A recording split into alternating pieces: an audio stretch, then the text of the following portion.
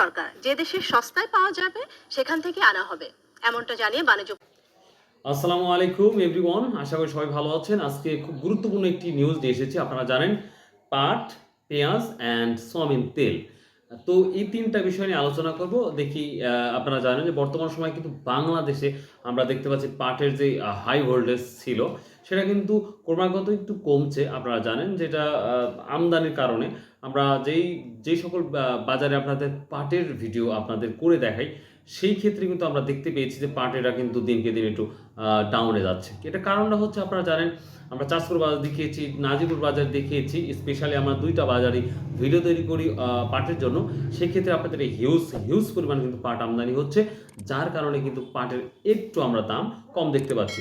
আমরা গত হাটে অর্থাৎ মঙ্গলবারে আমরা দেখিয়েছিলাম আপনাদের সর্বোচ্চ 3600 টাকা পর্যন্ত, কিন্তু তার আগে হাটে আমরা দেখেছিলাম অর্থাৎ নাজিরপুর সেটা 3700 থেকে 3800-এর মধ্যে বাজারটা ছিল। তো সেই ক্ষেত্রে পাটের দামটা তুলনামূলক একটু কমতেছে দিনকে ডে বাই ডে। কারণটা হচ্ছে আমদানির পরিমাণ প্রচুর পরিমাণ, এই কারণে কিন্তু।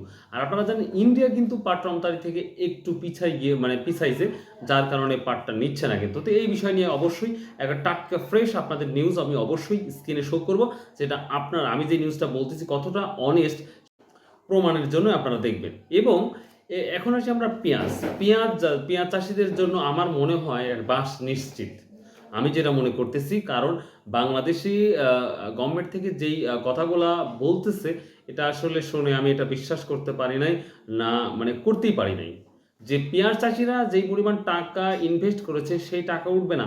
যদি 4,000 টাকা পার মনে যদি না পায়, সেই ক্ষেত্রে কিন্তু এটা মানে চাষিদের নিশ্চিত লস যাওয়ার সম্ভাবনা 95%। এবং রসুনের ক্ষেত্রে কিন্তু একই অবস্থায়, যদি দামটা না পায় 4,000 টাকা মন বা 4,500, তাহলে কিন্তু রসুনেও লস যাওয়ার সম্ভাবনা হবে। তো যাই হোক, আমরা এখন রসুনে আলোচনা করতেছি না, আমরা এখন পেঁয়াজ সম্পর্কে আলোচনা করতেছি। তো সেই ক্ষেত্রে বলছি, যেই নিউজটা দিচ্ছে পেঁয়াজ সম্পর্কে, যেই নিউজটা দিয়েছে শুনলে অবাক হয়ে যাবেন যে পাকিস্তান, নেপাল, আপনার ইন্ডিয়া থেকে উন্মুক্ত করে দেবে যে কেউ আনতে পারবে পেঁয়াজটা।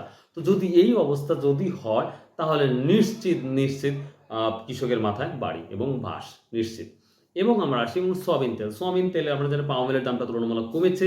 তো সেই ক্ষেত্রে 189 টাকা পার কেজি হতে পারে, যেটা লক্ষ্য করা যায়, বা যেই নিউজটা শুনলাম সেই ক্ষেত্রে আমি এটা বলতেছি। তো প্রিয় দর্শক, এই নিউজটা যদি আপনারা শুনেন A to Z, তাহলে বুঝতে পারবেন কি অবস্থা। তো অবশ্যই আমি স্ক্রিনে শো করব, অবশ্যই আপনারা মনোযোগ দিয়ে ভিডিওটা দেখবেন। আর যদি একটু ভালো লাগে অবশ্যই চ্যানেলটা সাবস্ক্রাইব করবেন, শেয়ার করবেন অবশ্যই। তো চলুন যাওয়া যাক, দেখি কি অবস্থা, কি করছে। আমদানি উন্মুক্ত করবে সরকার, যে দেশে সস্তায় পাওয়া যাবে সেখান থেকে আনা হবে, এমনটা জানিয়ে বাণিজ্য উপদেষ্টা বলেছেন পাট পণ্য রপ্তানিতে ভারতের নিষেধাজ্ঞার রপ্তানি লক্ষ্যমাত্রায় তেমন কোনো প্রভাব পড়বে না। দ্বিপাক্ষিক বাণিজ্য সম্পর্ক এগিয়ে নিতে ভারতে চিঠি দেওয়া হলেও সাড়া মেলেনি বলেও জানান তিনি। মঙ্গলবার 2025-26 অর্থ বছরের রপ্তানি লক্ষ্যমাত্রা নির্ধারণ সংক্রান্ত সভা হয় সচিবালয়ে। পরে এ নিয়ে ব্রিফ করেন বাণিজ্য উপদেষ্টা। পাট পণ্য রপ্তানিতে ভারতের নতুন বিধিনিষেধ প্রসঙ্গে কথা বলেন তিনি। জানান, বাণিজ্য সম্পর্ক এগিয়ে নিতে চিঠি দেয়া হয়েছে ভারতের বাণিজ্য মন্ত্রণালয়ে। আগেও এটা ছিল, তারই ফলশ্রুতি এটা করেছে। আমরা আশা করছি যে আমাদের যে রপ্তানি বাণিজ্য ঘটে ভারতের নবসীমা সমুদ্র বন্দর থেকে এখনো আমাদের রপ্তানি কার্যক্রম চালু থাকবে। আমরা আশা করি এটাতে আমাদের তেমন কোনো প্রভাব পড়বে না। পেঁয়াজের দাম নিয়ন্ত্রণে সরকারের পদক্ষেপও তুলে ধরেন শেখ বশিরউদ্দিন। স্থানীয় উৎপাদন যথেষ্ট ভালো পেঁয়াজ এই মুহূর্তে আবার আমদানি করার চিন্তা করছি, এবং সেই ক্ষেত্রে আমি কোনো সমস্যা দেখছি না। যে আমাদের যে প্রয়োজন অনুযায়ী আমরা আমদানি করি, স্পেশালি কৃষি পণ্য এবং খাদ্য পণ্যের ক্ষেত্রে আমরা তো উন্মুক্ত করে দিব, সেটা যেখান থেকেই আসবে, ইন্ডিয়া, পাকিস্তান। আন্তর্জাতিক বাজারে দাম কমায় পাম অয়েলের দাম লিটারে 150 টাকা ঠিক করেছে সরকার। তবে 189 টাকাই থাকছে সয়াবিন তেলের দাম। পাম অয়েলের দামে আন্তর্জাতিক বাজারে কমেছে, সেই কমের সাথে সামঞ্জস্য রেখে পাম অয়েলের দাম 19 টাকা কমিয়ে 150 টাকায় নির্ধারণ করা হয়েছে। কিন্তু আন্তর্জাতিক বাজারে সয়াবিন এবং সয়াবিনের কাঁচামাল সিডিএসও এটার মূল্য অপরিবর্তিত থাকায় সয়াবিন তেলের দাম কমানো সম্ভব হয় নাই। 2025-26 অর্থ বছরে পণ্য খাতে রপ্তানি লক্ষ্যমাত্রা ধরা হয়েছে $55 বিলিয়ন, আর সেবা খাতে $8.50 বিলিয়ন। সেগুলো কিন্তু আমরা নিয়ামক হিসেবে নিয়েছি।